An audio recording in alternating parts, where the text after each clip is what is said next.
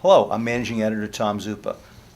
Lowell Sun Editorial Board is meeting today with Alex Vispoli. Alex is a candidate for State Senate, and he'll be running in the November 4th general election for the district that covers Drake at Tewksbury, Andover, and Lawrence. Alex, thanks for coming in today. We appreciate your time. Good. Well, thank you for the opportunity. You're welcome. We'll start by letting you introduce yourself to the voters. Sure. My name's Alex Vispoli, and I appreciate the opportunity to be here today. I'm currently live in Andover. I've lived in Andover since 1996 with my wife Ann and I. We've been married for 32 years. We have 4 children. 3 we've put through college. We have a junior that's at Central Catholic now in Lawrence. We've got our oldest is married and actually has provided 2 grandchildren to us recently. From a professional perspective, I've been in the technology sector for the last 25 plus years. I'm currently the Director of Business Development at a company that's headquartered in Andover called Navisite, and what we do is cloud computing, and my role is, again, Director of Business Development. From a community perspective, besides coaching all 4 of my kids in just about every sport there is, I was first elected to a planning board in another town in Norfolk, Mass. Before I moved to Andover. Spent 7 years on that. When I relocated to Andover, I got involved in local study committees, etc., and then ran for the Board of Selectmen in 2004 and was elected, and I'm still currently elected 3 times. Last year ran again and got almost 80% of the vote on a contested race, and currently a member of the Board of Selectmen, and I've been chairman 4 times. In that role, my motive for getting on the Board of Selectmen was to look for ways to reduce the cost of delivering quality services to the residents. And I had seen some things that I was not happy with, and decided to run. And through a series of accomplishments over the last 10 plus years, I'm proud of my service on the Board of Selectmen. What do you think is the biggest difference between you and your opponent? 2 things, I would say. Number 1 is my perspective that I bring to the table. One is a private sector perspective, to understand the business climate, to understand what drives businesses to hire, to relocate, to grow and expand in the Commonwealth. That's one. I've spent my whole career in the private sector. The second is I understand at the local level exactly what these decisions do that are made on Beacon Hill, whether it's cut local aid, increase mandates, and that type of thing, on what you have to do to make sure you can still deliver the quality services and education to the community. And number 3, my perspective of looking for ways to lower costs and increase a climate that's positive to businesses. At the end of the day, I will fight for this district. I will fight for the district. My opponent has shown in her prior role that she has been unwilling to fight for the district, and I think that's a key issue. She had the opportunity to fight for the district when it came to tax hikes, when it came to pension reform, when it came to sales tax, holiday weekends, etc., and she did not fight for the district. I will fight for the district in every town in the district. Is government a business? Government's a service business funded by the private sector. Okay? So I think when you look at delivery of services and cost, you've got to do a cost benefit on that. And how can you get, and what I've always taken at the local level is how can you do the most, deliver the highest quality services, and leverage the dollars effectively. So we've done things like consolidations. I helped drive the consolidation of 4 IT departments into 1 IT department.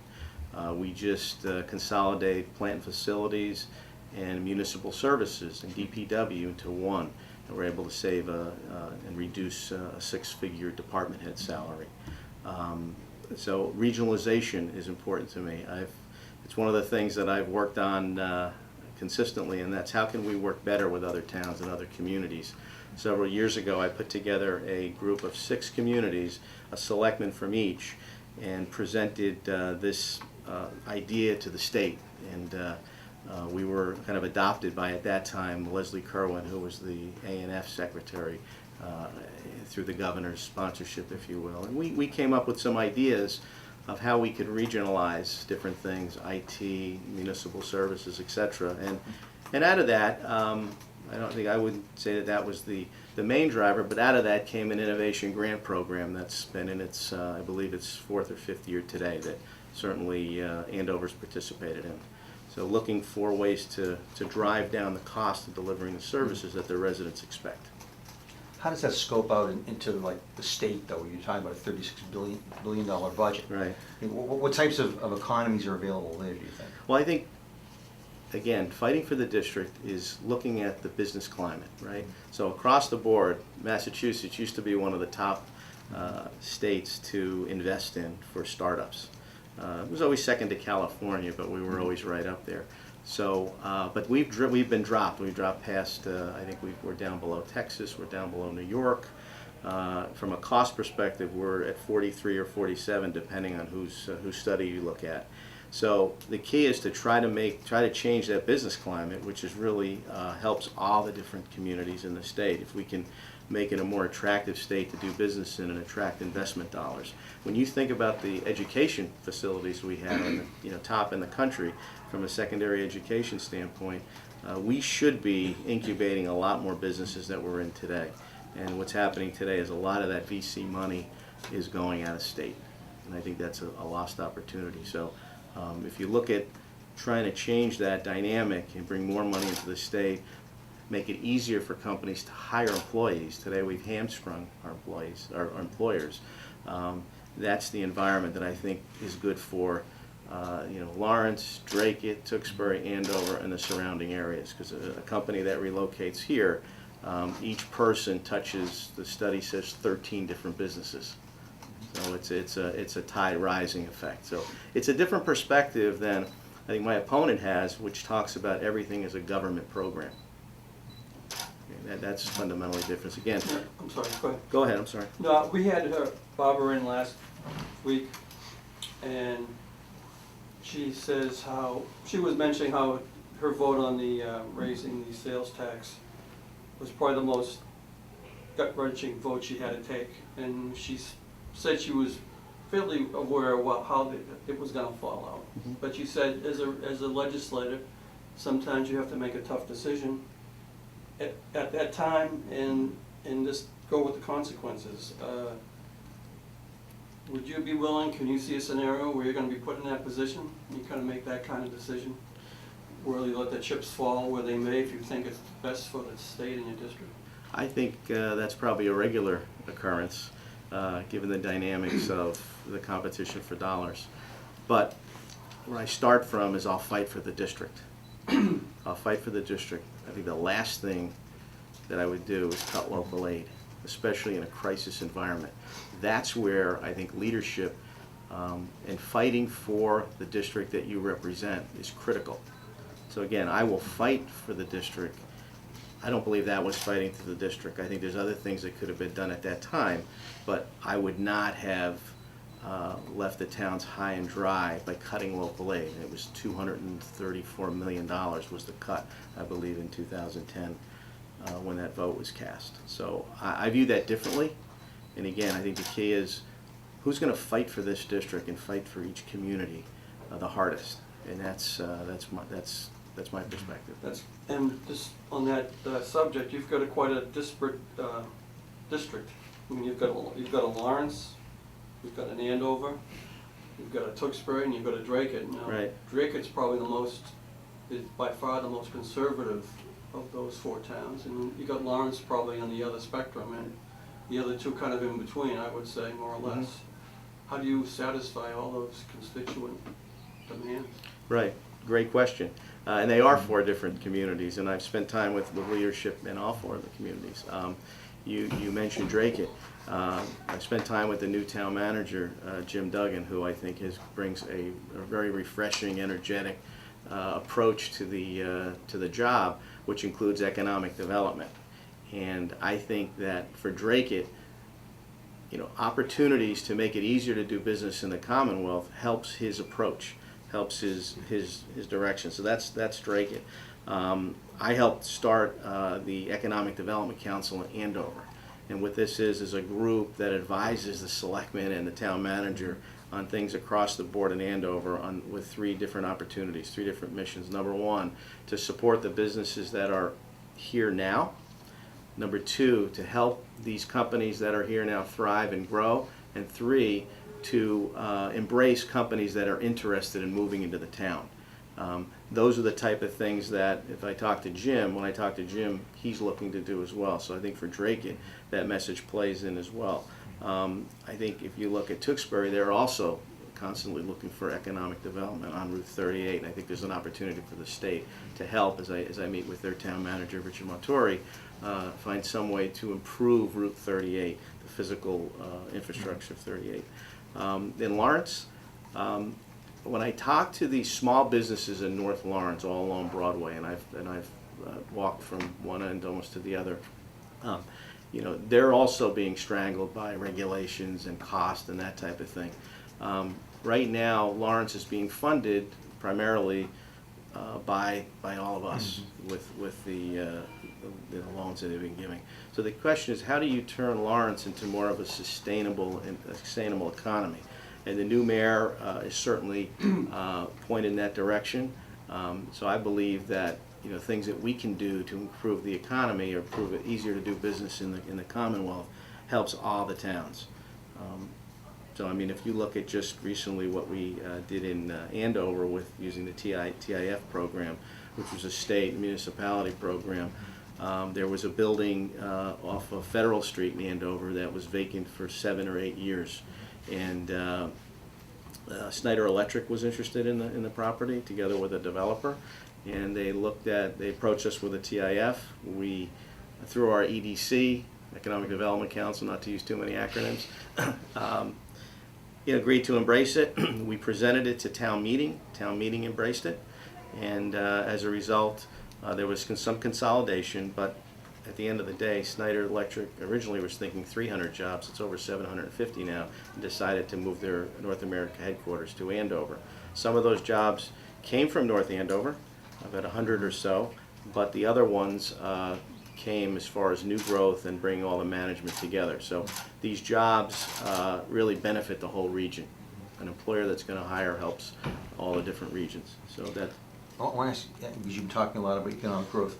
A couple of months ago, Leland Chung was running for lieutenant governor, and he made the point that tax incentive programs are worthwhile if they're not poaching from other communities. Right. Okay. Yeah. So, what about economic growth is going to work in Massachusetts and in the district? Is it going to be getting jobs into the district from Lowell, or is it getting them from out of state? And should there be a difference between those two? I think it's a great point. You want to have an infrastructure where you're going to get companies, number one, to relocate, but to grow.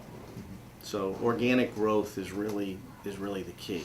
Organic growth brings new jobs. But to do that, you've got to have a climate, which we don't have today, that makes it advantageous for small businesses to grow. That's where most of 3 out of the 4 jobs are created in small business. So the key is organic growth and making it easier to do business, reduce the cost, make it easier for the small business to hire new employees. So what is that climate change? When you say make it easier, Oh, how? sure. Reduce the regulations, reduce cost of, for example, the health insurance. There's ways to take health insurance, and it's not one size fits all the way we have it today.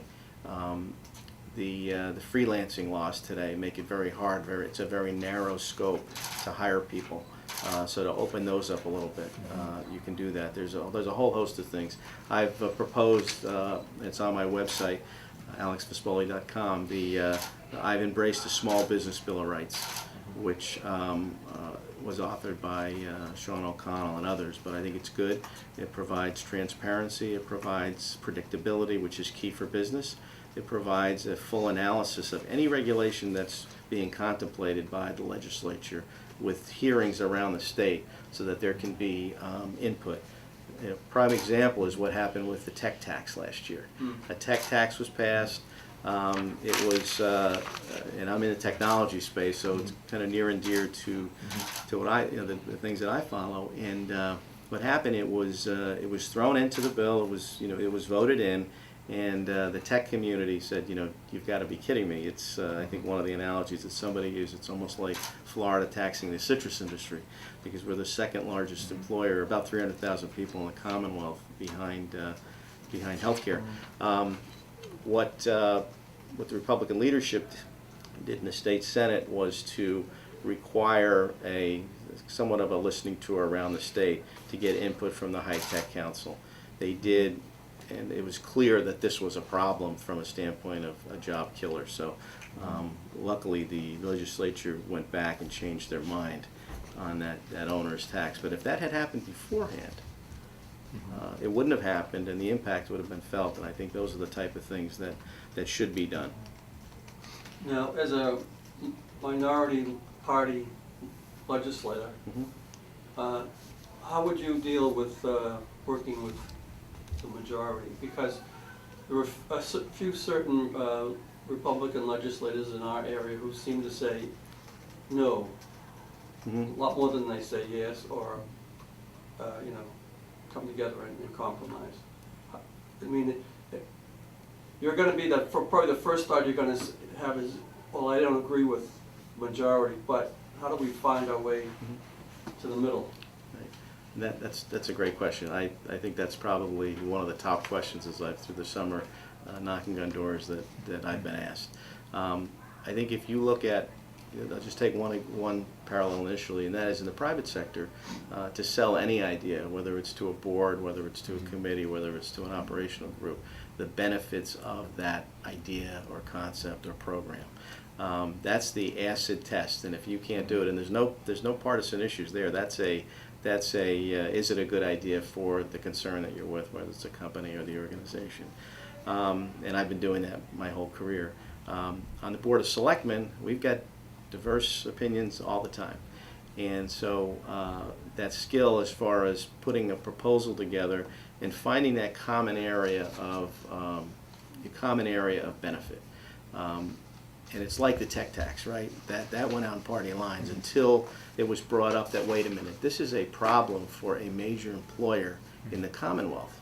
So that approach works. So, I believe, and again, in my private sector, in my volunteer work, in my local government work, to take a proposal and make the case of why the common good is there to do that is the approach I would take.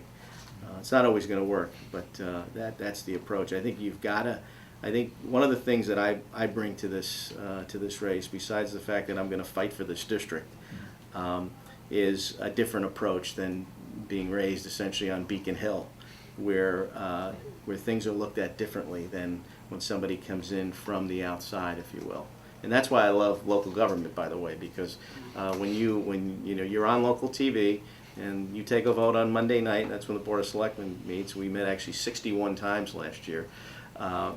You hear about it. You hear about it right away from your constituents. And I believe that's the disconnect that there is in Beacon Hill right now.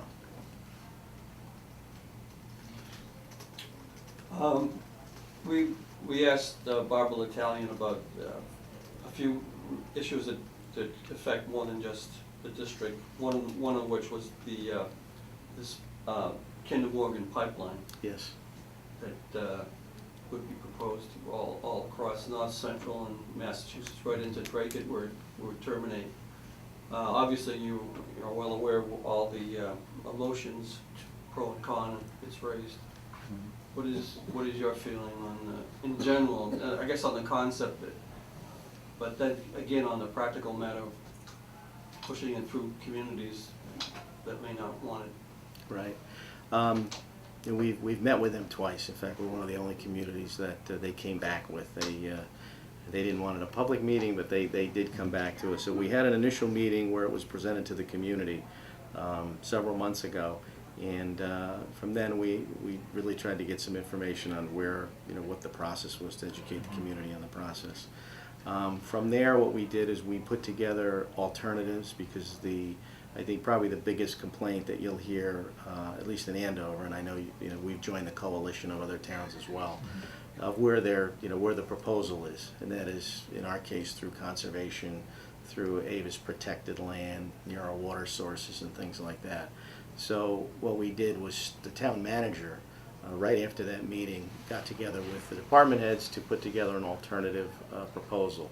So there's two pieces to it. One is what can be done from the pipeline process. Is there any input on that? Is there any vote one or the other if it goes, if it doesn't go? And you got to balance that obviously with the economic the economic reason, or that the governors of these states really petitioned the president for this, to make sure that it doesn't go in the sensitive areas that it was proposed. So we came up with 4 or 5 different proposals that would take it away from the sensitive areas. One, which to me makes the most sense, and that is, there were 2 actually, but the one that I think makes the most sense is put it along the power line easements, which if you follow it, loosely set, you can take the pipeline and get it to where they want it to do in the pipeline easements. And today there are pipeline easements for gas and natural gas and gas. There's actually a line that goes through Drake. That's an old Exxon line, I understand, that's no longer used. So we have, we've met with them again, and we propose the alternatives through our town to see if, to understand that process. We understand that the preliminary report was put in this September 15th, the application preliminary, then the actual application gets put in September 15th of 2015. But in general, do you think there's an economic need for this pipeline?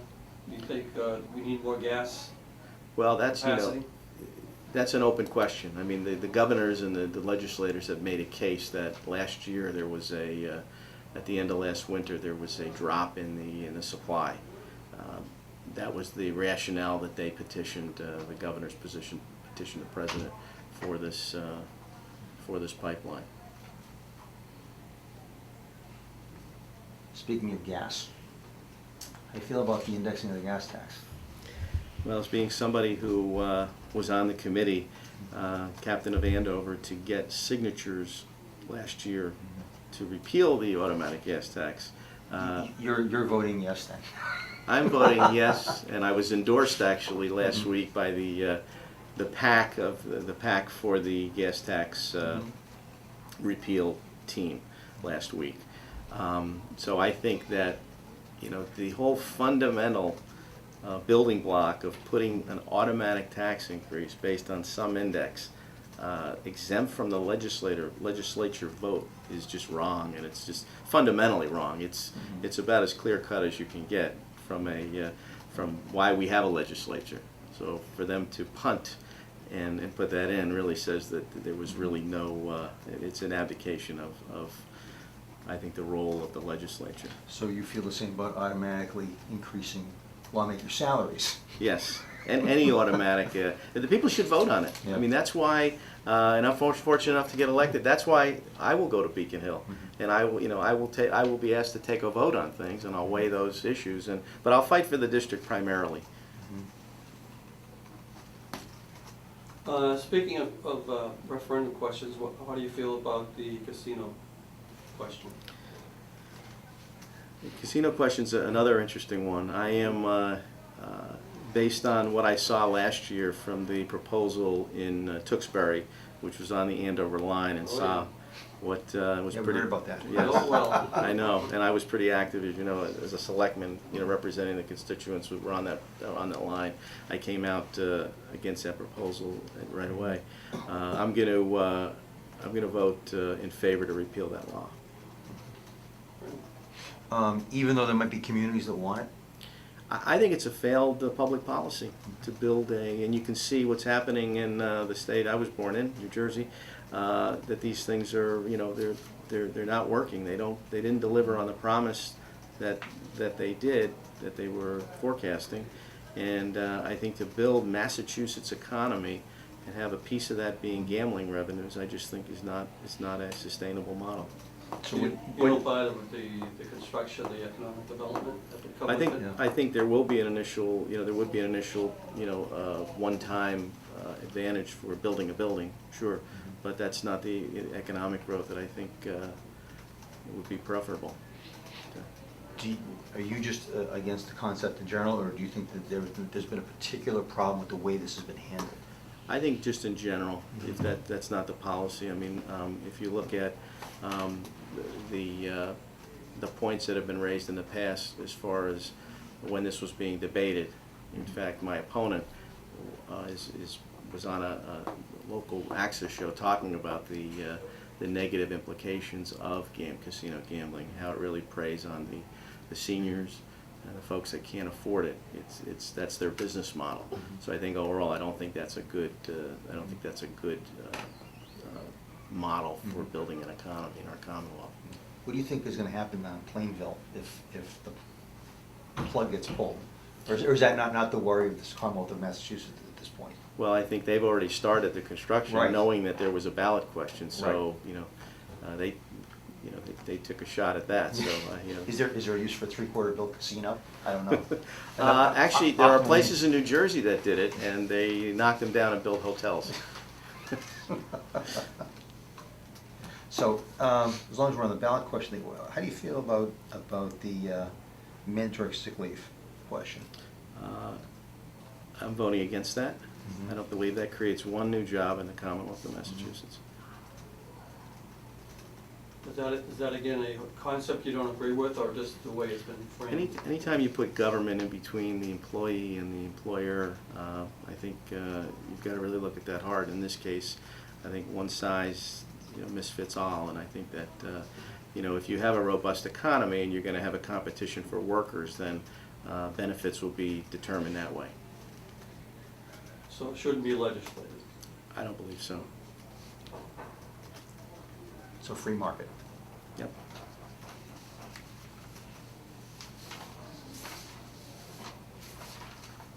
Now, you've got a pretty, I would say, but time-consuming job. How are you going to, what would happen now if you become a state senator? How are you going to weigh those two? Well, I put the same commitment that I always have in anything I've done.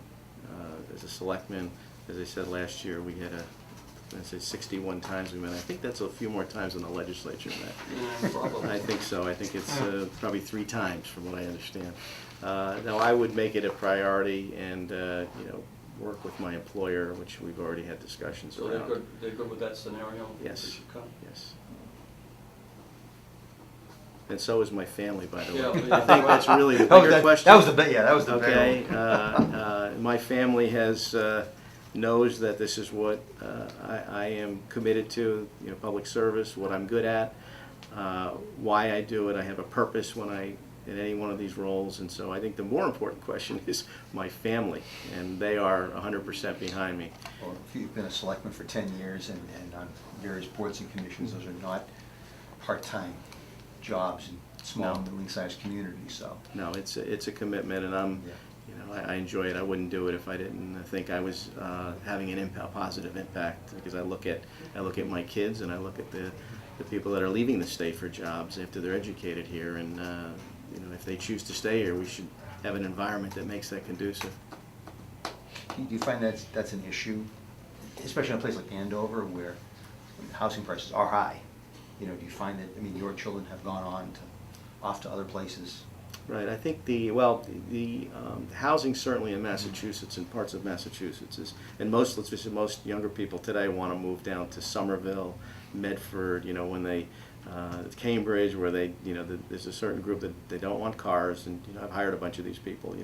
It's tough to get them to come to the suburbs because they want to either ride their bikes or use a zip car or so. But I think housing pricing is certainly something that is tough in different areas, but there are areas where housing is affordable.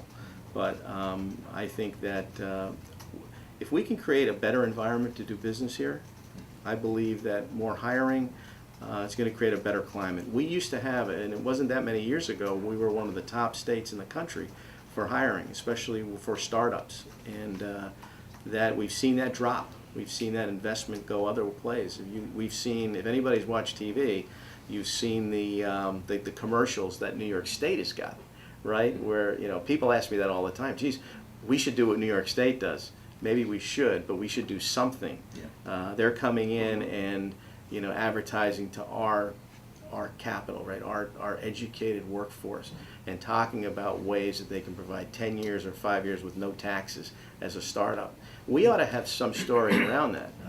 There's a story about what Bloomberg, or I think it was Bloomberg, did in New York City, where they did something with increasing the computer programming courses in elementary, middle schools, and high schools. And what it did is it created this environment, and all of a sudden, they saw more software companies. So it's not all about technology, but I think across the board we can do a much better job in making this place a better better state to do business in. Well, given the emergence of green technology, how much should the state be putting their eggs in that basket? Well, I think we saw evidence of some of that. Mhm. I think that was there was definitely, I don't say a rush to do things to say that we're in this green space, but I think that movement, certainly, conservation, doing things more efficiently is key. And I think you're seeing that anyway in the marketplace. But I think the Commonwealth's got to be very careful about having the government pick winners and losers. And that's what we did on a couple of them, and one of them ended up in China. Actually, a couple of them did. But I think, we've got to be very careful on where those investment dollar goes, and I don't think it should be up to government to pick the winners and losers in the private sector. Well, then let's go back to the TIFs then. Right. Why is that different? Well, the TIFs, it's a partnership between the town and the state to look at something that meets the criteria to say, is this something that we're willing to, because the municipality makes up their mind, right? This municipality is willing to give up tax revenues on capital improvements for 5-6 years, depending on what the plan is. So you make a decision. It's an investment decision, really. Are you willing to do that? So, and I think it's got to be, it's got to hit the right inflection points. The one that we did, there was a building that, quite frankly, was drawing, was very little tax revenue was coming from it. It was an empty space in a nice area, and we had somebody that was interested. So all three things came together. So we looked at it and said, is there any net loss here? Is there an impact? Certainly there was an impact to the infrastructure for education or anything. It wasn't like a new apartment building coming in. So we saw the benefit there. So we did it on its own merits. I think that's the As way. opposed to something more blanket statewide. Right. Let's do Right. that. I mean, I think any decision you make, again, one size misfits all, if you're going to go that route. Any questions from Chelsea? No, I think you guys covered my question. Terrific. I'm all set, Dave, if you are. If not, Alex, we'll give you a couple minutes to wrap up and make your pitch. Sure. Well, I appreciate the opportunity. Thank you, guys. I've been looking forward to this visit. I believe that my experience in the private sector, understanding what drives business decisions, makes me the best candidate. My experience in local government, I think, makes me the best candidate for understanding the issues of local government. What we didn't talk about is my experience on the Mass Municipal Association gives me the perspective from the statewide perspective on what are the legislative priorities that ought to be set. And really the MMA is there to be the voice for cities and towns. So, and then I'm also, my role is in the Selectmen's Association, where we try to bring selectmen together and help train a new selectmen. I think that my experience, my background, my perspective is a fresh perspective that is needed on Beacon Hill, especially now when the direction of our state is in trouble, when it costs too much to do business, when instead of growing our economy, we're raising taxes. So my name is Alex Vispoli. I appreciate the opportunity. AlexVispoli.com is my website. And again, I thank the Lowell Sun for the opportunity to be in here today. Thank you very much. Thank you.